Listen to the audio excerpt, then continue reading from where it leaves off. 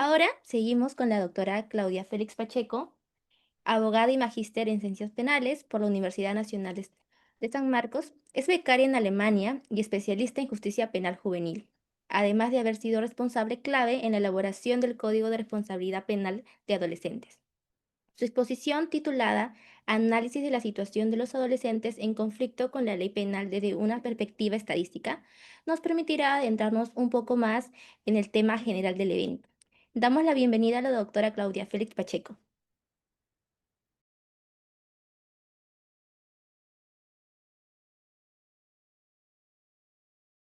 Muy buenas noches con todos y todas. Qué gusto poder compartir esta jornada ya casi final con ustedes. Agradecer primero a la organización, a Derecho y Sociedad y demás organizadores por la gentil invitación. Yo voy a cambiar de dispositivo, permítanme, estaba escuchándolos por mi celular muy atentamente. Voy a conectarme también desde la laptop para poder compartir una presentación que he preparado.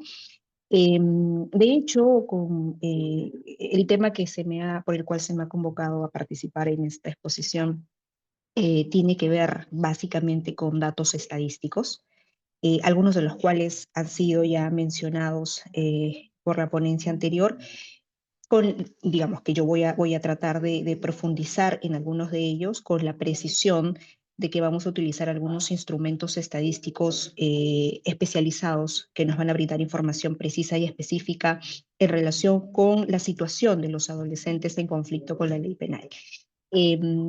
Vamos a utilizar en principio el primer censo realizado en el año 2016 a los centros juveniles. Para esto, para quienes tal vez no lo tengan claro en este momento, los centros juveniles son aquellos espacios, aquellos establecimientos donde se cumple la medida socioeducativa de internación. Y en ese sentido, el primer censo que se hizo a los centros juveniles fue en el año 2016, lo organizó el Observatorio de Política Criminal INDAGA del Ministerio de Justicia y Derechos Humanos, en coordinación con el Instituto Nacional de Estadística, el INEI. Permítanme un segundo. El segundo censo que vamos a utilizar, porque se hizo unos segundos, es el que se organizó en el año 2023. Voy a cambiar de pantalla. Permítanme. Ya está. Ahora sí, ahora estamos aquí. Bien, les decía que el segundo instrumento que vamos a utilizar es el censo realizado en el año 2003. Es el segundo censo que se hizo a los centros juveniles y básicamente también nos brinda valiosa información estadística sobre la situación de los adolescentes que llegan a los centros juveniles. Antes que nada voy a hacer un paréntesis, doctora María Consuelo, que gusto verla por pantalla. Muy buenas noches. Gracias por la invitación también, doctora, a usted y a todo el equipo que siempre la acompaña. Y el tercer instrumento que vamos a utilizar es el informe estadístico, el último informe estadístico que emite el PRONACEG. El PRONACEG, como ya lo han mencionado también, el Programa Nacional de Centros Juveniles se encarga de administrar el sistema de reinserción social de adolescentes en conflicto con la ley penal. También está dentro, es un órgano adscrito al Ministerio de Justicia, ¿no? Y mensualmente emite boletines estadísticos que nos dan cuenta de cómo vamos en relación con la población de adolescentes que tenemos, algunos de los factores de riesgo que presentan, y por otro lado, la situación de la infracción. Pero también se emiten anualmente informes estadísticos que nos brindan información más amplia, integral, recopilada y analizada durante, digamos, todo un año, ¿no? En este caso, el último informe estadístico, perdón, que tenemos desde el PRONASEC es el informe estadístico del año 2024. Así que en base a estos tres instrumentos vamos a analizar algunos de los principales factores de riesgo. Me parece vital presentar esta información sobre que nos va a hacer, que nos va a brindar un panorama más general y amplio de la situación de los adolescentes en conflicto con la ley penal. Sin mayor preámbulo, vamos ahora sí a compartir la presentación, ya la descargué, así que permítanme. Me van a confirmar más bien, por favor, si se puede proyectar. A ver, permítanme un segundo. Ya está descargando. Ahora sí.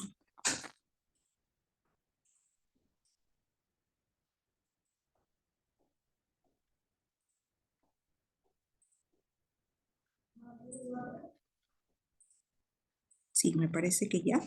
¿Me confirman si la pueden visualizar o todavía no se consigue ver la PPT, por favor? Sí, doctora, y se puede visualizar. Perfecto. También me avisan si es que por A o B motivo, uy, se cerró. También me avisan si por A o B motivo se detiene. Me parece que se cerró. Vamos a intentar cargarla nuevamente. No sé qué pasó. A ver, a ver, ahora todavía ya. Por aquí a mí ya me aparece. Ya, perfecto. Listo. Bien, vamos entonces. Por favor, si por algún motivo se detiene la PPT, me avisan, se lo voy a agradecer. Caso contrario, vamos a seguir avanzando. Bien, análisis de la situación de adolescentes en conflicto con la ley penal desde una perspectiva estadística. Como lo comentaba hace un momento, vamos a utilizar tres instrumentos estadísticos que nos van a dar luces eh, muy precisas sobre la situación actual, o sobre la situación en general de los adolescentes en conflicto con la ley penal. Les hablaba del censo del año 2016, el censo realizado en el año 2023 y el informe estadístico anual del año 2024. A estas alturas del encuentro, de este primer encuentro nacional e internacional sobre justicia penal juvenil, me imagino que ya han hecho referencia a quién es un adolescente en conflicto con la ley penal. Sin embargo, me gustaría dar una pequeña pincelada con el ánimo de reflexionar un poco en torno a lo que se acaba de comentar por parte de los ponentes que me antecedieron. Y es que evidentemente también ha habido un cambio a partir de la ley 32.330 en cómo ahora tendríamos que concebir la figura del adolescente en conflicto con la ley penal. ¿Quién es adolescente en conflicto con la ley penal en términos jurídicos? Hasta antes de la ley 32.330, es decir, hasta antes del 10 de mayo de este año, un adolescente en conflicto con la ley penal era toda persona mayor de 14 y menor de 18 años que ha incurrido en una infracción a la ley penal o respecto de quien se presume su comisión. Esa era la definición general, resumida, vamos a decirlo, la más sintética posible en relación con un adolescente en conflicto con la ley penal. El reglamento del Código de Responsabilidad Penal de Adolescentes hizo una precisión, de hecho en el glosario del reglamento se define adolescente. ¿Y quién era adolescente? ¿Quién es adolescente según el reglamento del Código? Nos dice el reglamento que es la persona entre 14 y menos de 18 a quien se aplica el decreto legislativo 1348 que aprueba el Código de Responsabilidad Penal de Adolescentes y su reglamento. Para los efectos del presente reglamento y del código, el término adolescente incluye a quien, habiendo cumplido la mayoría de edad, se encuentre ejecutando alguna medida socioeducativa establecida en el marco de un proceso de responsabilidad penal de adolescentes, una salida alternativa al proceso, o se encuentre procesado bajo los alcances del Código de Responsabilidad Penal de Adolescentes. Esta es la definición de adolescente que nos ofrece el reglamento del Código de Responsabilidad Penal de Adolescentes aprobado en el año 2018. El reglamento publicado en el año 2018 permite que el código entre en aplicación a nivel de todo el país en relación con el componente sustantivo y el componente de ejecución. El componente procesal lo tenemos pendiente todavía, desde hace años. Estamos esperando que el código pueda entrar en aplicación de manera integral. Pero ese no es motivo de la disertación, así que lo que quería dejar en claro un poco es cómo se concibe al adolescente, quién es adolescente, a quiénes nos estamos refiriendo cuando hablamos de adolescente en términos legales. Entonces es la definición que el Código de Responsabilidad nos ofrece. Hay una pregunta a partir de lo que, digamos, la segunda parte de la definición de adolescente que ofrece el reglamento nos presenta. Digamos que la pregunta que usualmente hacen muchas personas, incluso operadores de justicia, es, ¿pero qué entonces cuando un adolescente no cumple la mayoría de edad? Mejor dicho, cuando un adolescente cumple la mayoría de edad en ejecución de su medida, ¿no debería ser trasladado a un establecimiento penitenciario? ¿Eso no debería ser la regla? Y pues la respuesta, claramente a la luz de lo que el código ya reguló, es que no. En principio, no. En principio, no. Ahora, con el decreto legislativo 1673, publicado el año pasado, hubo algunas precisiones, ¿no? De modo que ahora si una persona, un adolescente que está en ejecución de su medida socioeducativa, por ejemplo, incurre en un delito siendo mayor de edad en ejecución de su medida y es procesado ¿no? Por un delito, ya no una infracción, porque ella es mayor de edad y cometió el delito dentro del centro juvenil, por ejemplo, en ese caso, pues al ser procesado como adulto, por supuesto que en el caso de que reciba una sentencia condenatoria como adulto, pues la norma, el decreto legislativo 1673, lo que reguló es que este adolescente procesado y sentenciado como adulto, pues ahora pase al sistema penitenciario. Lo que antes de este decreto sucedía es que esperaba que el adolescente termine su medida socioeducativa y luego pase al sistema penitenciario, si es que hubiese sido el caso de que es sentenciado por un delito que hubiese cometido en ese interín. Bueno, el decreto legislativo 1673 hizo esa modificación y bueno, ya un poco ahí se adelantaba o se avisoraba la tendencia, digamos, que iba a seguir el legislador en relación con con el abordaje hacia los adolescentes en conflicto con la ley penal. Y hago este comentario porque lamentablemente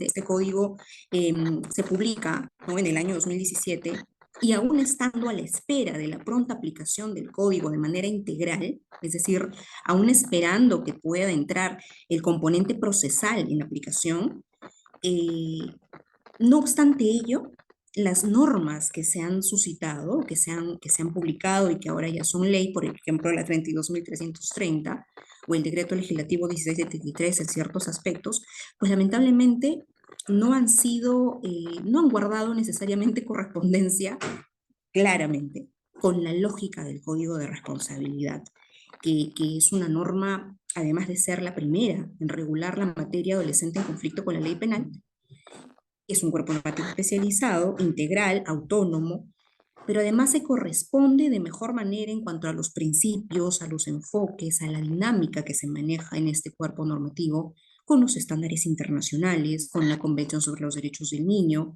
y en efecto se corresponde de mejor manera con las exigencias de una mirada garantista también, pero con una mirada hacia la mejora del abordaje especializado con los adolescentes, lo cual por supuesto trae repercusiones a nivel de toda la sociedad. Y eso es algo que la justicia restaurativa nos enseña, ¿no? Todo lo que se hace desde un extremo tiene repercusión en el otro. Entonces, esa mirada se viene dejando de lado con la de ley 32.330 y en cierto extremo con con el decreto legislativo 1673. Y digo en cierto extremo porque no todo lo que reguló el 1673, que los invito a revisar, pues tiene ese corte felizmente, ¿no? Sin embargo, este año, con la ley 32.330, en efecto, hemos retrocedido muchísimo. Hemos retrocedido, creo yo, todos los pasos que habíamos conseguido dar con la publicación de este código. Estamos ante una ley claramente inconstitucional, y esa es la posición que en todo caso manejo, una ley que atenta contra la Convención sobre los Derechos del Niño, contra los estándares internacionales en materia de justicia penal juvenil. Es una ley que además no tiene mayor sustento legal, no tiene sustento criminológico y político criminalmente, tampoco tiene incidencia. Entonces, lamentablemente, no reviste un mayor análisis constitucional y, por ende, esta norma debería ser derogada en su momento. Lamentablemente, hasta ahora el TC no se ha pronunciado, como ya lo han señalado también quienes me han antecedido en la disertación. No obstante las demandas de inconstitucionalidad que ya han sido presentadas por la Defensoría del Pueblo, por el Ministerio Público, por los colegios de abogados, y si no me equivoco, el Poder Judicial ya tenía lista su demanda de inconstitucionalidad, pero lamentablemente no la presentó. Entonces, incluso la medida cautelar que se solicitó para la no aplicación temporal, por lo menos, de esta ley, fue desestimada por el Tribunal Constitucional. Entonces, podemos darnos cuenta de cuál está siendo la mirada que el Estado está asumiendo en relación con este tema, que no necesariamente es la que mejor se corresponde, no solo con los estándares, no solo con los derechos ganados, no solo con las garantías ganadas, no solo con la lógica del código, con la convención, sino realmente con un compromiso con los adolescentes, ¿no? Con estas personas que están en proceso de formación y de desarrollo y que son parte de nuestra sociedad, por supuesto. Ahora vamos a pasar, esta precisamente es la definición que se modifica por la ley 32.330. Bueno, más que una definición, este es el cambio que se introduce al principio de responsabilidad penal especial, regulado en el título preliminar del Código de Responsabilidad Penal de Adolescentes, un principio que sustenta, así como lo hace la justicia especializada, entre el principio de interés superior del adolescente, entre otros propios de la materia de justicia penal juvenil, es uno que sustenta de gran manera y en buena medida lo que a lo largo del código se desarrolla, ¿no? Lo que tenemos ahora como parte del contenido literal del artículo 1 del código, del título preliminar del código, es que ya no solo el adolescente que entre 14 y menos de 18 años de edad, si bien se reconocen sus derechos y obligaciones y va a responder como tal por la comisión de una infracción, de una infracción a la ley penal, pues tiene una responsabilidad penal especial, en efecto, la tiene, considerándose su edad, considerándose las características personales y algo que agregó el 1673, y eso sí, en eso sí estoy de acuerdo, en cumplimiento a los tratados internacionales que el Perú ha suscrito y que forman parte del ordenamiento legal nacional. Pero le añaden un siguiente párrafo, lamentable, que es que si el adolescente tiene entre 16 y menos de 18 años y comete los delitos señalados en el numeral 2 del artículo 20 del Código Penal, y ese artículo se refiere precisamente a la imputabilidad penal, quienes no son imputables penalmente. Y este artículo se modificó con la ley 32.330 y precisamente hace que los adolescentes de 16 y 17 años que incurran en determinados delitos específicos sean ahora imputables y por tanto responsables penalmente como adultos y puedan ser sentenciados y enviados a cárceles junto con adultos. Lo que dice ahora el principio de responsabilidad penal especial es que a ellos se le aplicará responsabilidad penal ordinaria, tal como lo ha señalado también la modificatoria que se ha hecho al decreto supremo que aprueba el reglamento del Código de Responsabilidad Penal, ¿no? La semana pasada se modificó el reglamento en ese sentido, precisando que a los adolescentes que calcen en los supuestos de la ley 22.330, ellos deben acogerse a la vía penal ordinaria, ¿no? Ser procesados como adultos, en buena cuenta. Muy a mi pesar, lamentablemente, esa es la situación que ahora tenemos hablando de adolescentes en conflicto. Tenemos adolescentes de 14 a 16 que van a responder bajo los alcances del sistema de justicia penal juvenil en caso incurran en infracciones a la ley penal. Y tenemos, por otro lado, adolescentes de 16 y 17 años que van a responder bajo los alcances del sistema de justicia penal de adultos. No todos los adolescentes de 16 y 17 años. Hay cerca de 44 tipos penales que reconoce la ley 32.330, de los cuales solamente 20 tienen real incidencia, estadísticamente hablando, en la población que se encuentra dentro del sistema de reinserción social de adolescentes. Eso corresponde a una información ya más específica, más seleccionada, analizada desde el Programa Nacional de Centros Juveniles, y pues lamentablemente la situación es esa. Tenemos adolescentes que van a, no obstante tener la misma condición de adolescente de 16 y 17 años, van a ser responsables penalmente si cometen una infracción como adolescentes, y por otro lado, los otros 20 tipos penales que sí tienen incidencia dentro del sistema de justicia penal juvenil y que están regulados en la ley 32.330 harán que el mismo grupo otro grupo de adolescentes de 16 y 17 años que también tienen esa edad, esas categorías, esa condición, pasen a ser responsables penalmente como adultos. Esto evidencia la inconstitucionalidad de esta ley, ¿no? Se le está dando un trato desigual a los iguales. Entonces aquí tenemos un claro ejemplo, pero no es motivo de mi ponencia o de mi disertación cuestionar esta ley en este momento, no obstante no podía dejar pasar esta precisión antes de pasar al análisis estadístico de la información que vamos a presentar. Para comenzar, y aquí voy a darles una primicia, de hecho el Ministerio de Justicia viene preparando un estudio, ya lo tiene listo, un estudio en el que hace una comparación entre las variables que el censo del 2016 y el censo del 2023 nos ha ofrecido. Y yo he tomado solo uno de esos gráficos como texto inédito, porque quiero que en su momento, que seguramente va a ser muy pronto, van a presentar este estudio y vamos a poder seguramente analizar de mejor manera estas variantes que han habido entre el contexto del 2016 y el contexto del 2023. Quiero precisar que el censo del 2016 se desarrolla en el caso de los centros juveniles cuando estos estaban todavía como parte del Poder Judicial, ya lo había mencionado me parece al inicio. Y el censo de 2023 se hace ya cuando los centros juveniles forman parte del Programa Nacional de Centros Juveniles a cargo del Ministerio de Justicia, es decir, están a cargo del Ejecutivo. Y antes estuvieron a cargo del Poder Judicial en el 2016. Entonces, un poco también hay que tener en cuenta los contextos, las épocas también, la coyuntura actual varía, ¿no? En estos 7 años. Aquí tenemos un cuadro con el que voy a un poco cerrar este punto de preámbulo, vamos a decirlo así, en relación con la población, la evolución de la población de adolescentes durante este año. Quiero que notemos que, para que veamos aquí con la comparación del 2016 y 2023, en el año 2016 el censo se cerró con 1965 adolescentes, ¿ok?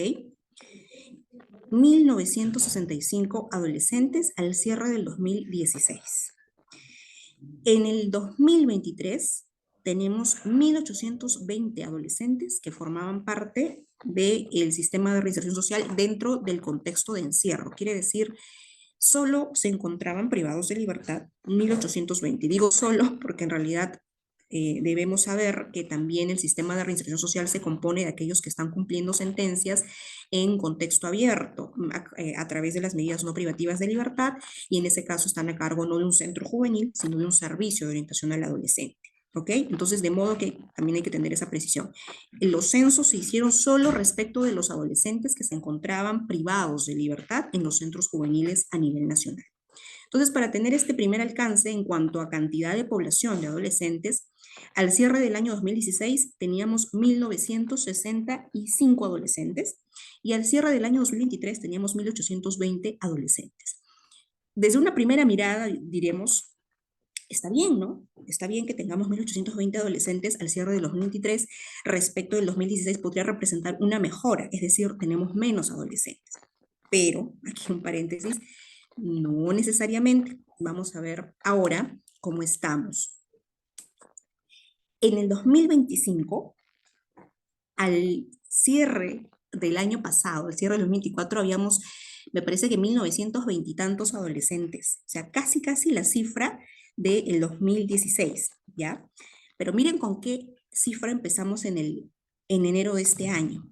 Porque, ojo, aquí hay un factor que ha jugado un poco a favor de esta de esta aparente disminución entre el 2016 y 2023.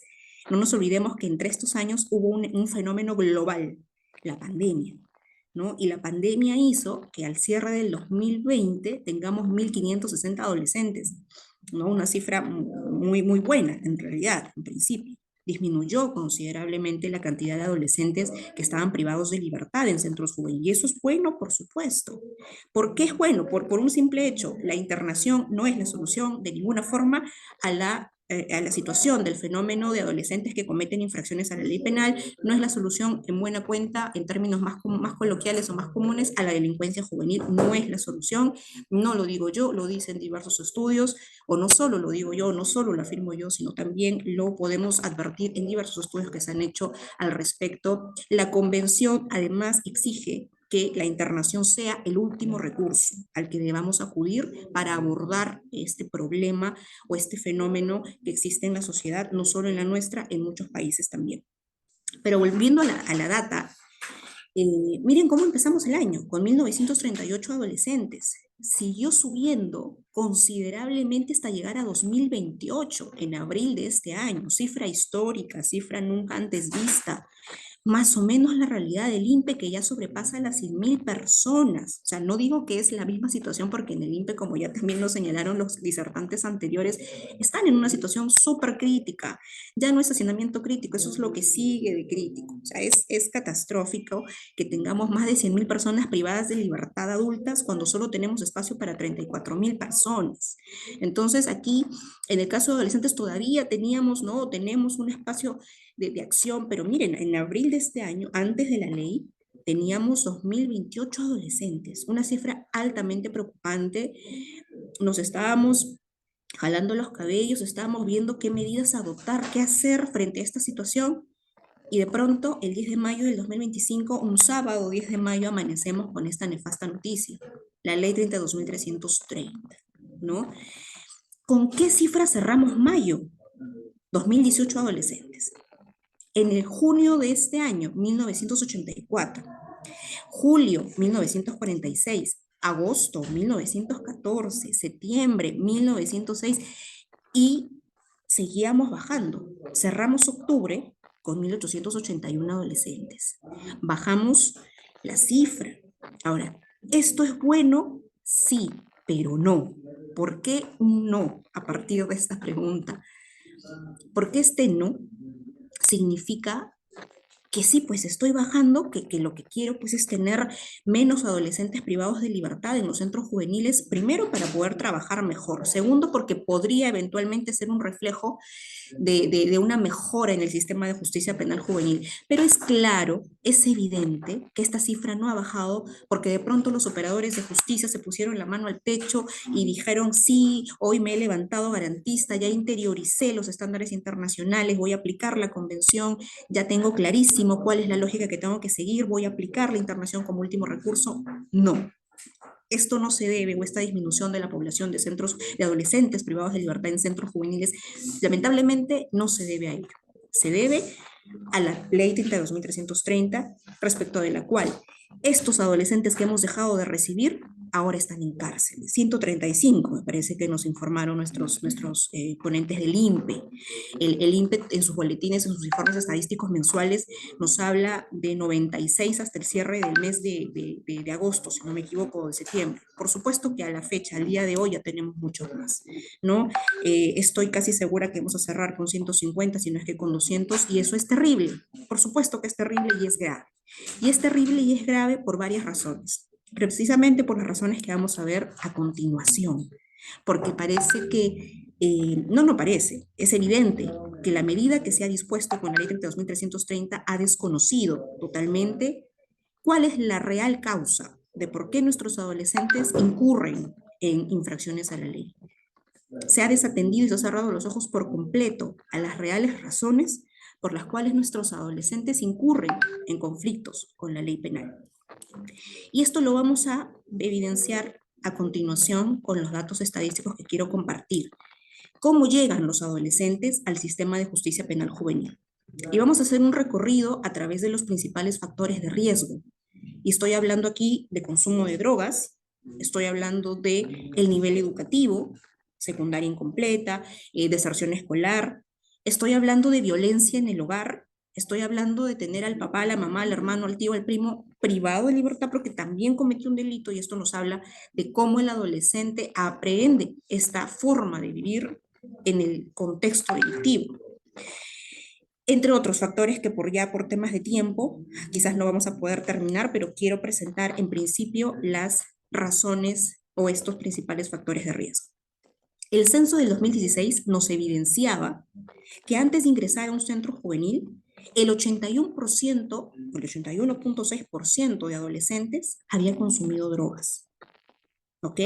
Antes de ingresar a un centro juvenil, el 81,6% de adolescentes había consumido drogas. A ver, el primer gráfico hace referencia a drogas lícitas, ¿ya? Bebidas alcohólicas. El segundo hace referencia a, me parece que a drogas ilícitas. Vamos a ver ahora cómo se presentó también este tema del consumo en el año 2016. Aquí vamos a tenerlo con mayor detalle. Voy a agrandar un poquito, permítanme un segundo. Infractores que consumían drogas, este cuadro, estos gráficos y los textos, por cierto, los he tomado literal de una presentación que hicimos en Indaga a partir de este censo, así que no necesariamente colindo con o comulgo, perdón, con los términos infractores, porque esto ya cambió, pero por favor hagan caso omiso. Para todos efectos, estamos hablando de los adolescentes en conflicto con la ley penal. ¿Qué nos dice el censo del 2016? Nos dice que la droga más consumida es la marihuana, ¿ok? Que 6 de cada 10 adolescentes empezaron a consumir drogas a los 14 años de edad o antes. Se registra el inicio de consumo incluso a los 7 años de edad. Vean ustedes aquí en este gráfico de abajo de 7 años de edad teníamos inicios de consumo de drogas, siendo los 14 años la edad en que más adolescentes empezaron a consumir. Un porcentaje poco superior de mujeres consume marihuana y un porcentaje algo superior de varones consume PVC o crack, ¿no? 7 de cada 10 adolescentes que consumían drogas afirman que lo hicieron el último mes antes de ingresar al centro juvenil. 86.5% marihuana. Esa es la cantidad de adolescentes. A ver, vamos a ver qué nos dice ahora el censo del 2023. El 67.2% de adolescentes en el 2023 señalaron haber consumido drogas antes de haber ingresado al centro juvenil. En el caso de los varones, es 67.0. Llama poderosamente la atención que el porcentaje de adolescentes mujeres que consumieron drogas antes de ingresar al centro juvenil es un tanto mayor que el porcentaje de varones que consumió drogas antes de ingresar, 71% versus 67%. ¿Ok?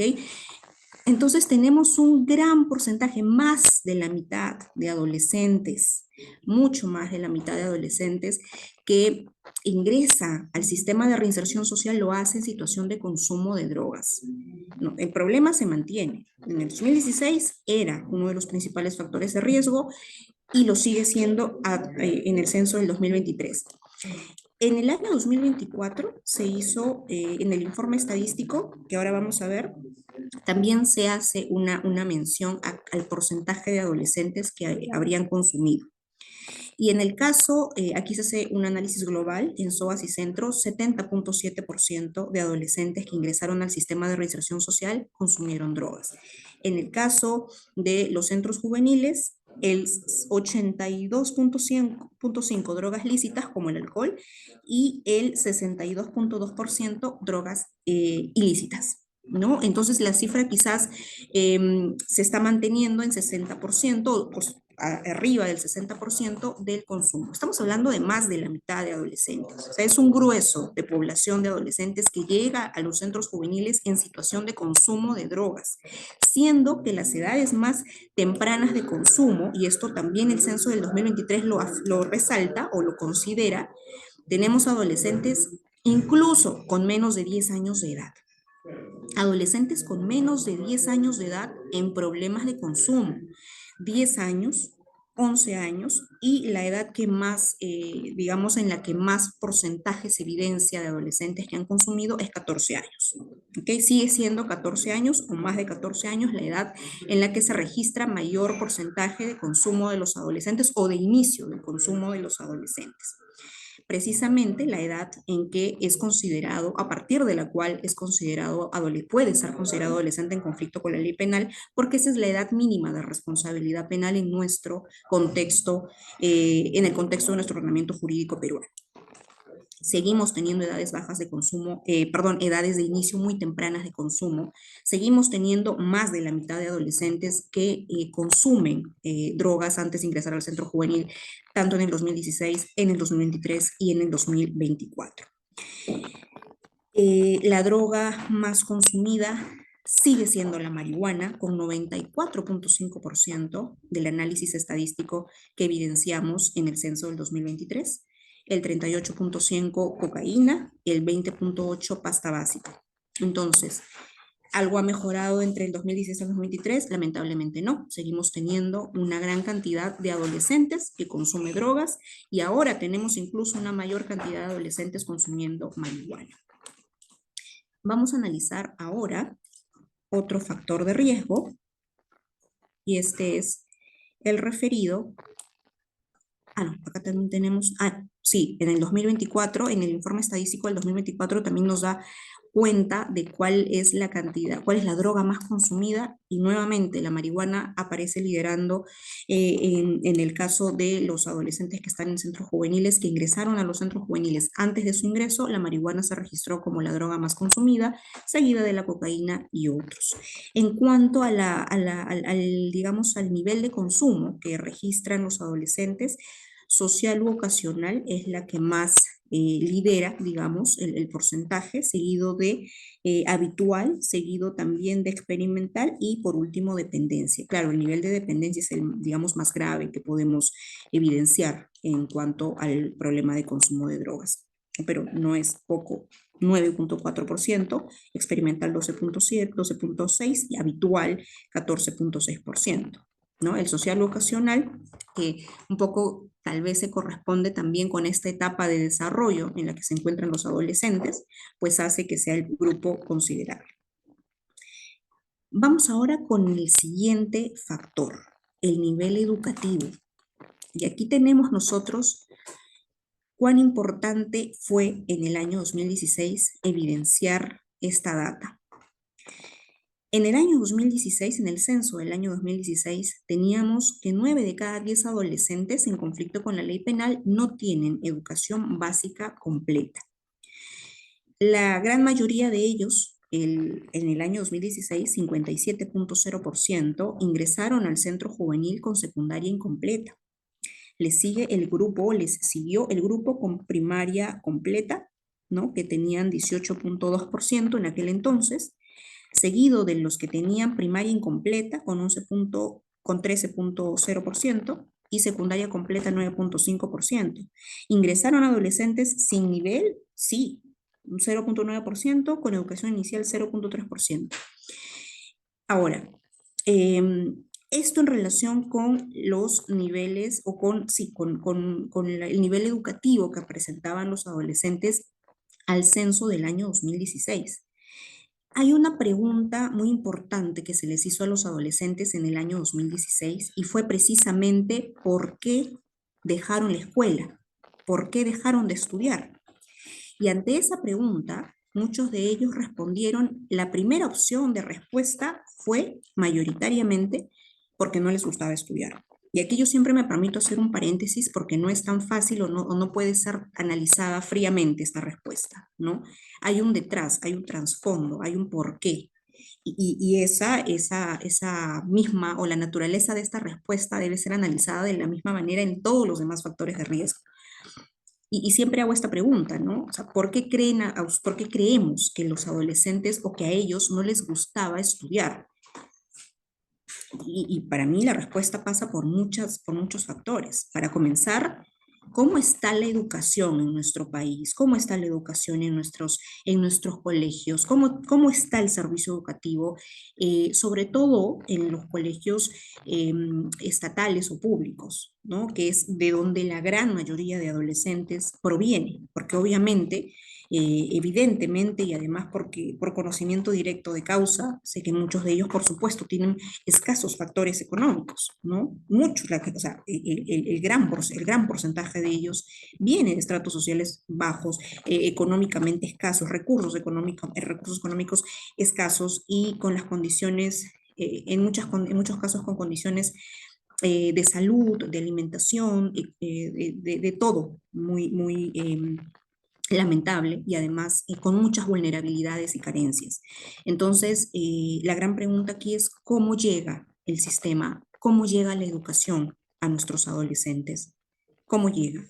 ¿Llega bien? Es un sistema, es un modelo que atrae, es un modelo que es transversal, que puede ser diferenciado, que atiende a las competencias, a las cualidades de cada uno, o es un modelo estándar donde el que puede se acomoda y el que no que pega. ¿No? Que en realidad es lo que pasa muchas veces. Entonces, hay otras razones colaterales, ¿no? Que podemos verlas abajo. No hay, pues, cómo llegas al colegio sin comer, sin desayunar, sin almorzar, teniendo 20.000 problemas en casa, sabiendo que falta todo en el hogar, sabiendo que hay que trabajar para poder ayudar en casa. Esos son otros factores colaterales. Eso puede desmotivar o desincentivar las ganas de ir a estudiar, ¿no? Por parte de un adolescente. Entonces, si nos hacemos la pregunta fríamente, ¿es culpa de ellos que no les gusta estudiar? ¿O qué pasa? ¿Qué hay detrás? Porque también hay un tema y con los responsables de los adolescentes, con las personas que están a cargo de ellos. ¿Qué tanto pueden influir para poder motivarlos a seguir estudiando, ¿no? Entonces, en el año 2016, la gran mayoría de ellos respondió, o bueno, un porcentaje mayor respecto de los demás, respondió que esa era la razón. Sin embargo, la segunda era porque por haber ingresado a un centro juvenil y ahí se, digamos, se cortó este tramo, este recorrido por la escuela y no la pudieron culminar, ¿no? El tercer motivo es porque tenían necesidades económicas, un 18% en el caso de varones y un 9,0% en el caso de mujeres.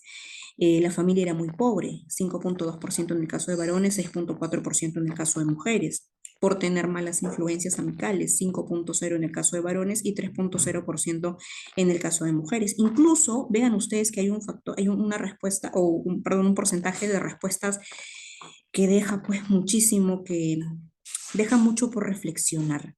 El 7,7% de adolescentes mujeres en el año 2016 respondieron que es porque la familia no se los permitió, mujeres, y 1,3% de varones indicó esa respuesta, ¿no?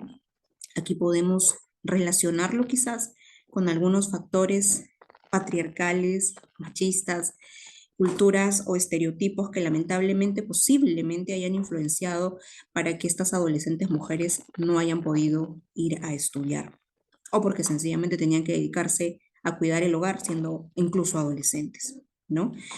Bien, esas fueron las respuestas que se obtuvieron en el censo del año 2016, ¿no? Lo que sí es cierto es que poco más de la cuarta parte mencionó que dejó el colegio porque ingresó al centro juvenil, y esta situación se da debido a que el 60% de adolescentes se encontraba por debajo de los 17 años de edad. Entonces estaban como en esa etapa en que tenían que culminar la educación básica y no pudieron hacerlo por la comisión de la infracción.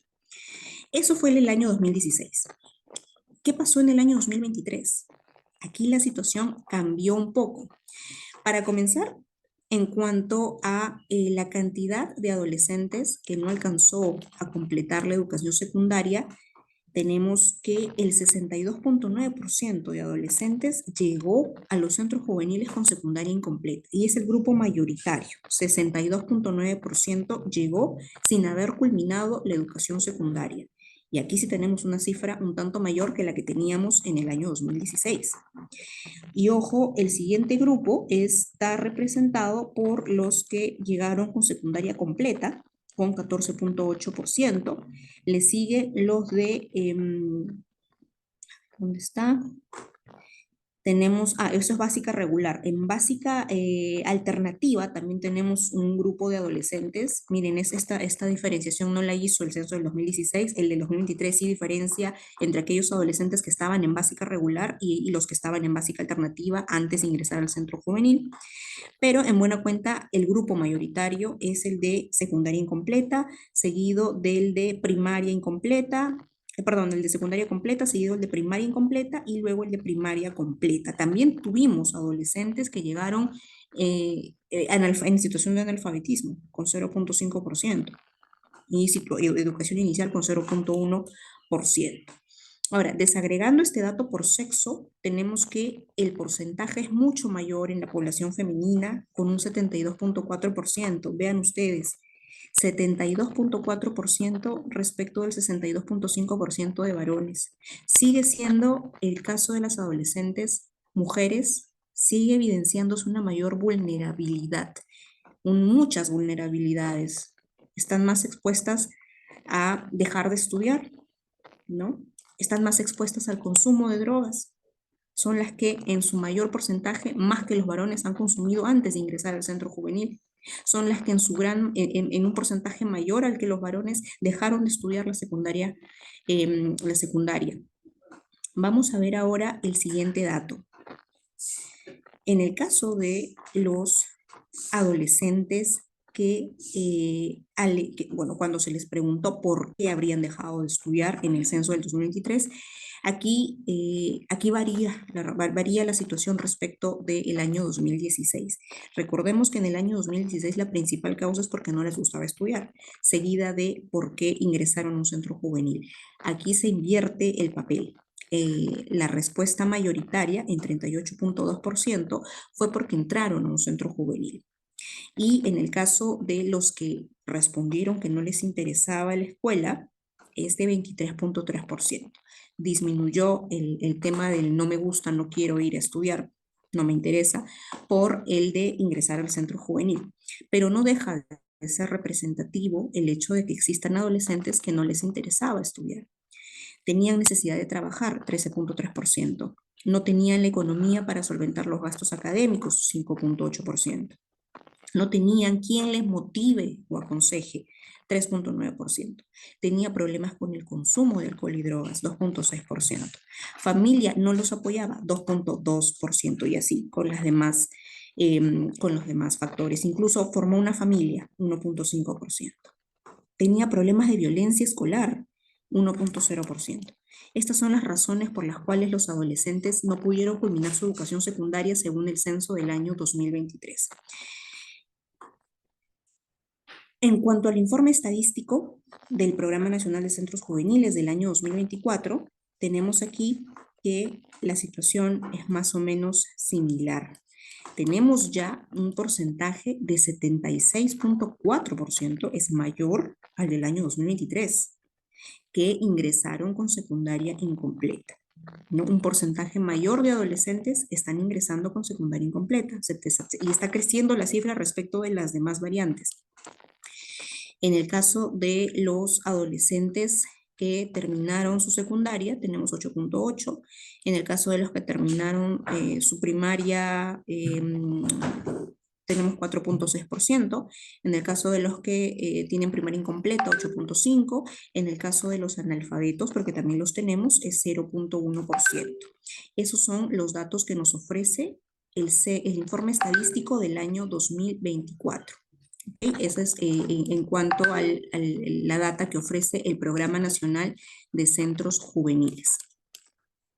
A ver, seguimos con me parece que ahora tenemos otro factor de riesgo, un factor sí, el factor de riesgo del entorno familiar, y me importa muchísimo que podamos visibilizar mejor este dato. Permítanme un segundo.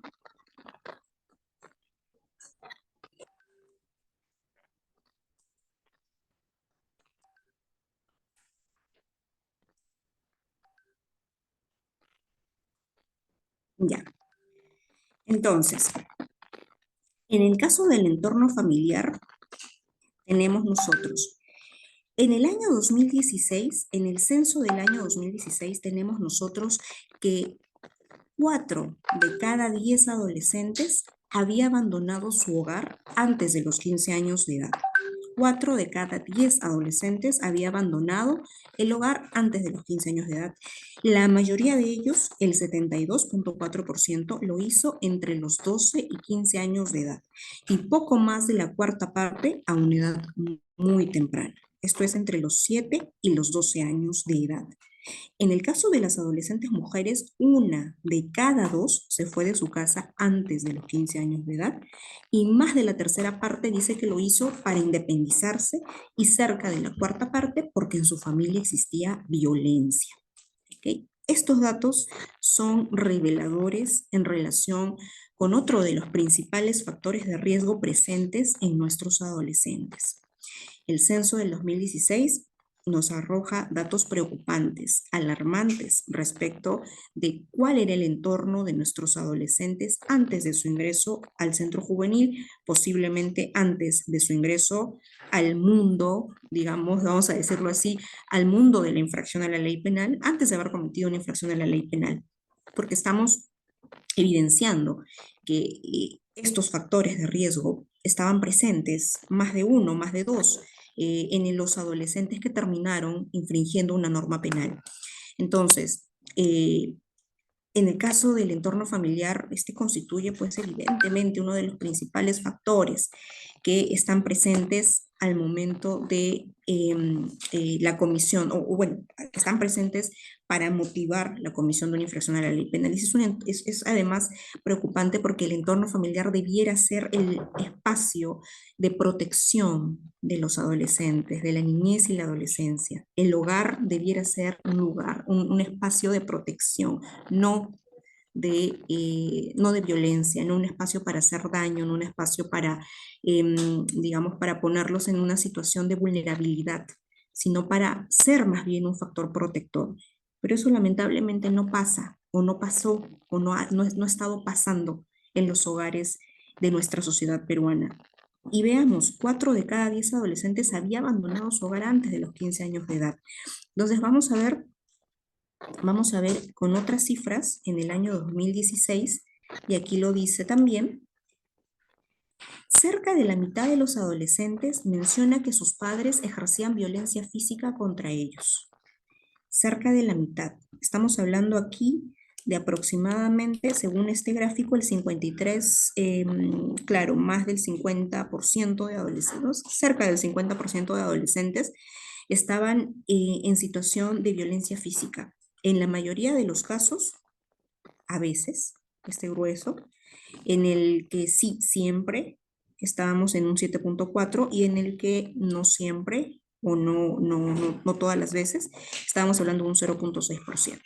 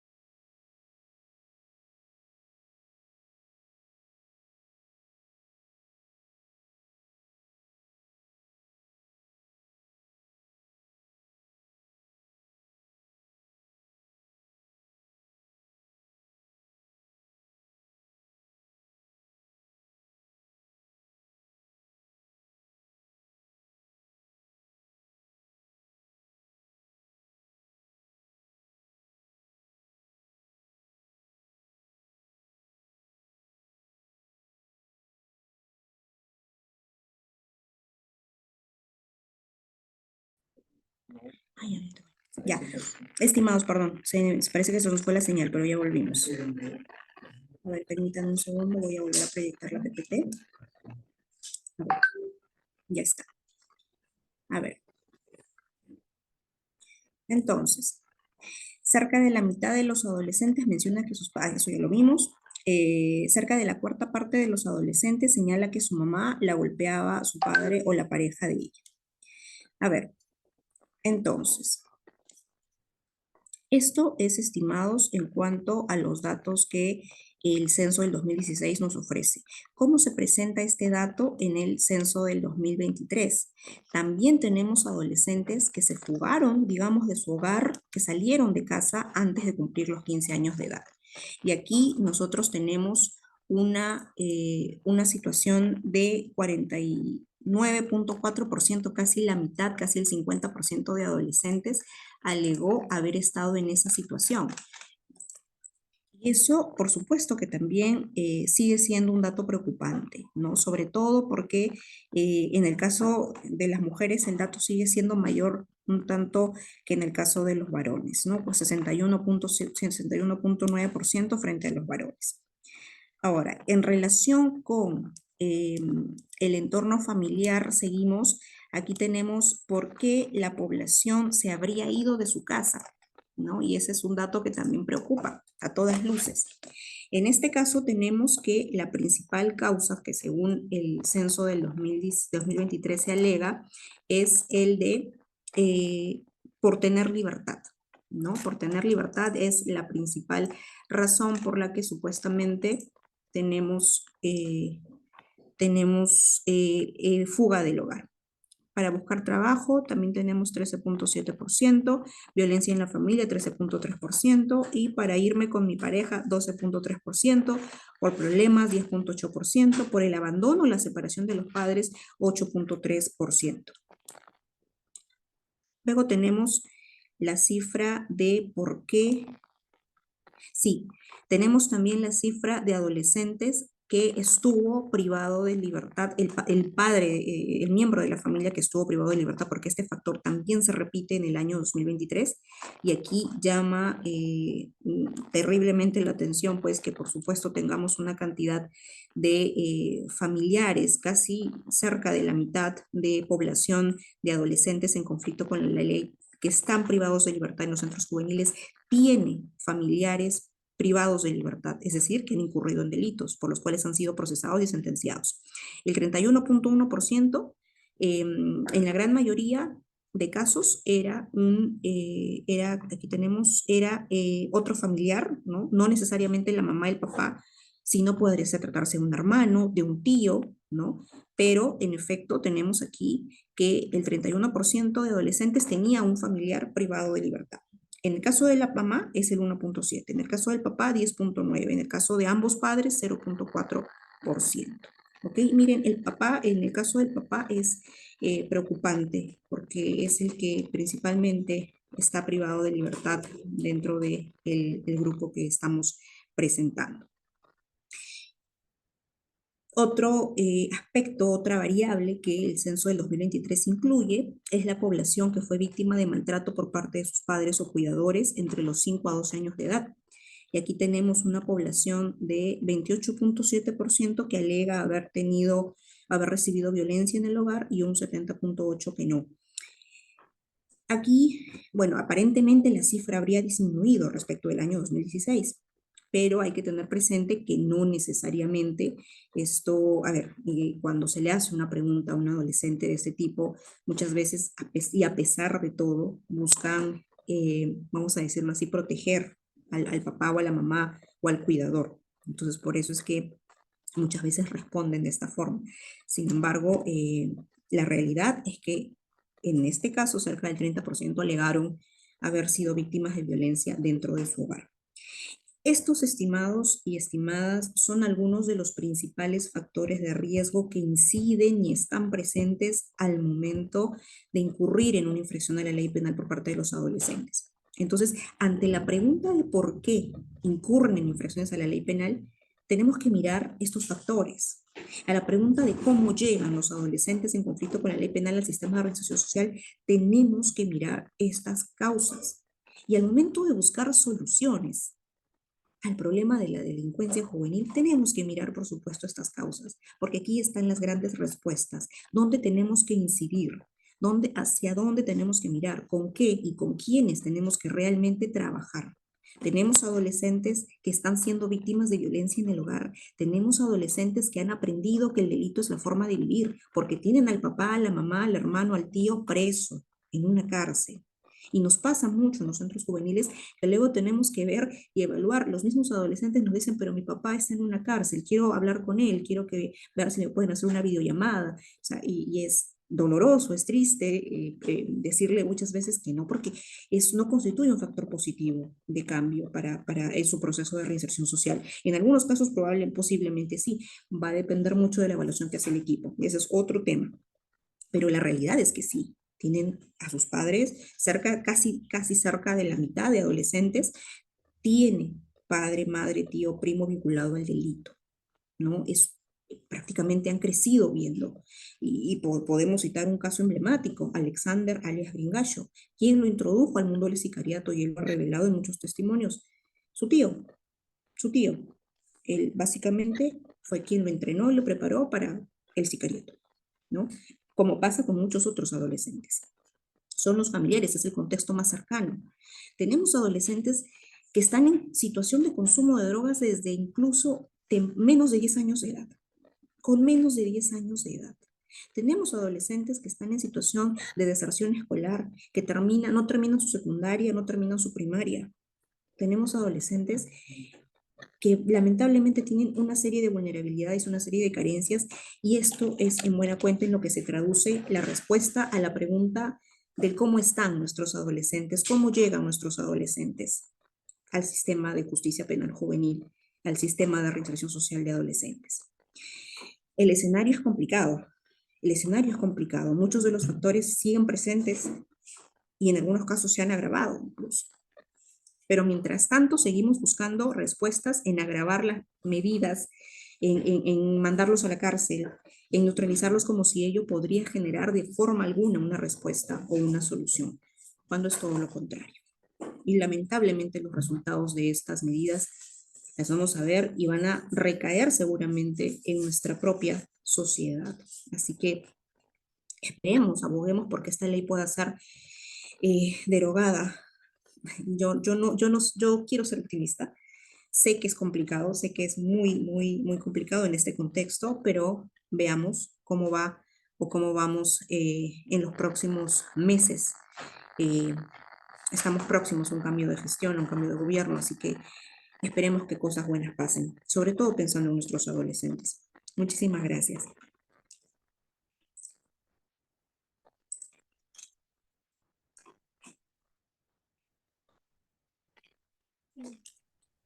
Muchas gracias, doctora Félix, por compartir su valiosa experiencia y análisis con todos nosotros. Pasamos con las preguntas en el chat.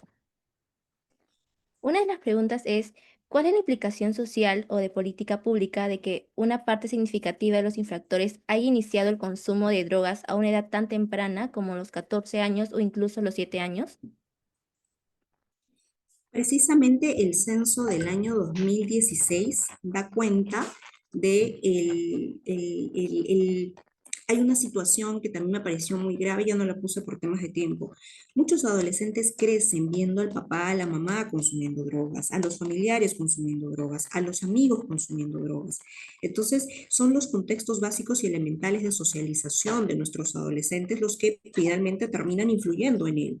Entonces, ¿cuáles son los contextos básicos de socialización de nuestros adolescentes? Desde que son niños. Vemos que hay edades de consumo de 7, 8, 9, 10 años. El hogar. ¿Con quiénes crecen nuestros adolescentes? ¿Quiénes los cuidan? La escuela. ¿Quiénes son los amigos? ¿Con quiénes se juntan, en pocas palabras, nuestros adolescentes? ¿No? Entonces, y sobre todo considerando los inicios de consumo en 7, 8, ¿qué hace un niño de 7 años? ¿Cuál es el rol protector de la familia, de los padres, del Estado hacia ellos? Entonces, esa es la pregunta y ahí está la respuesta en todo caso, ¿no? No puse las cifras, pero se registran casos de adolescentes que han visto al padre, a la madre consumiendo drogas, bebiendo alcohol.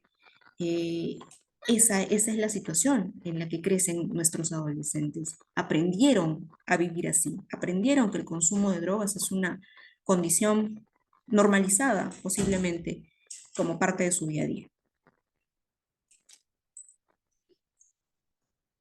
Muchas gracias por su respuesta. La siguiente pregunta es, ¿cómo cree que la aplicación de esta responsabilidad penal especial influye en la metodología de recompilación y análisis estadístico que debe usar el Estado para medir el fenómeno ACLP en contraste con la delincuencia adulta?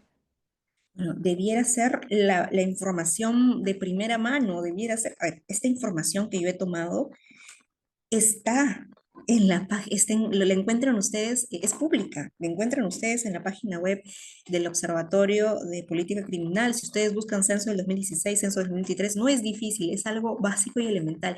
Y lo más curioso, esta información la ha generado el Estado. Esta información la ha generado un sector del Ejecutivo, el Ministerio de Justicia, el Observatorio de Política Criminal, el Instituto Nacional de Estadística. Lamentablemente, estimados, al momento de tomar decisiones, sobre todo legislativas, estas estadísticas son las que menos se miran. Otro dato, nosotros tenemos una política nacional del adolescente en riesgo y en conflicto con la ley penal al 2030, política que también la lidera o cuyo seguimiento está a cargo del sector, del Ministerio de Justicia y Derechos Humanos. Entonces, es responsabilidad del Estado velar porque los objetivos, las tareas, las actividades previstas en esta política se cumplan. Es deber de los congresistas fiscalizar el cumplimiento de estos objetivos, por supuesto. Pero ¿en qué están distrayendo su atención? En plantear la disminución de la edad de imputabilidad penal de 18 a 16 años.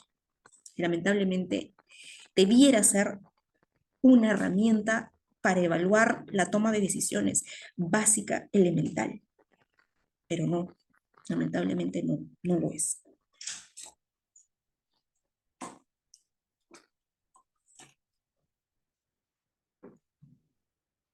La siguiente pregunta es, ¿el dato de que muchos infractores consumieron drogas en el último mes antes de ingresar al centro juvenil sugiere una posible correlación o vínculo entre el consumo de sustancias y la comisión de infracciones? ¿Cómo podría utilizarse esta información en programas de intervención o prevención del delito? Sí, la respuesta es sí. Posiblemente no, sí, ha influido. De hecho, es que no me quiero adelantar porque yo no quiero ver, el estudio del que les comenté precisamente que hace este contraste entre censo del 2016 y censo del 2023, hay un tópico de este censo, que si me dan un segundo lo busco, acá está, población que cometió, población de centros juveniles según si consumió drogas antes de la infracción, el 62.5% de adolescentes ha cometido drogas antes de cometer la infracción.